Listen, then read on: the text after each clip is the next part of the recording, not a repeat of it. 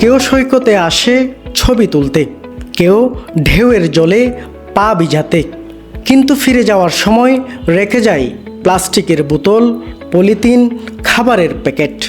ধীরে ধীরে দূষণের তাবায় হারাতে বসেছে বিশ্বের দীর্ঘতম এই সৈকতের স্বাভাবিক সৌন্দর্য। এই প্লাস্টিক দূষণ রোধে ব্যতিক্রমে এক উদ্যোগ নিয়েছে বিদ্যানন্দ ফাউন্ডেশন।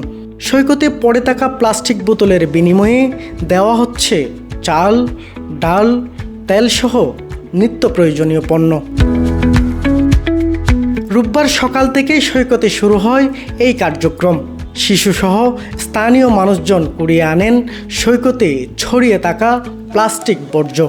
বিনিময়ে খাদ্য সামগ্রী পেয়ে খুশি এসব মানুষ। প্লাস্টিক দিয়ে 2 কেজি চাল লইছি, 1 কেজি ডাল লমু। এটা প্লাস্টিক দি 20 তো আইয়া না ডিম লইয়ে নুন লইয়ে স্ক্র্যাপ জমা দেওয়ার পরে তেল, চাউল, ডাল এগুলি পাইছি। সেন্ট মার্টিন থেকে শুরু করে দেশের নানা স্থানে তারা এমন আয়োজন করেছেন এবং প্রতিবারই মানুষের ইতিবাচক সাড়া পেয়েছেন বলে জানান আয়োজকরা।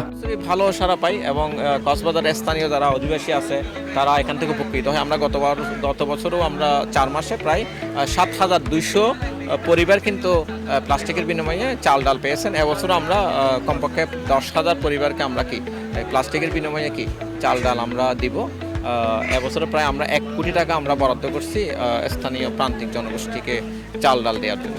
পাশাপাশি এই কর্মসূচিকে সহায়তা করছে জেলা প্রশাসন। তাদের লক্ষ্য আগামী 6 মাসে অন্তত 100 মেট্রিক টন প্লাস্টিক অপসারণ করার কথা জানালেন জেলা প্রশাসক। প্লাস্টিক আমাদের অনেক বড় একটা শত্রু পরিবেশের। তো আমাদের একটি উদ্যোগ ছিল plastic exchange store.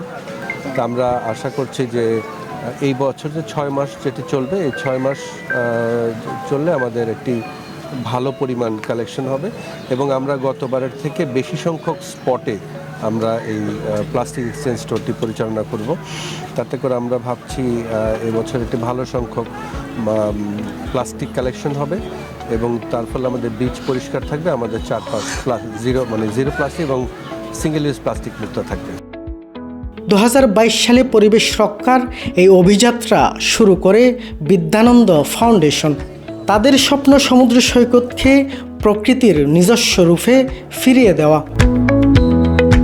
Mohammad Ibrahim কলিল, Chittagong Tribune, Cox's Bazar.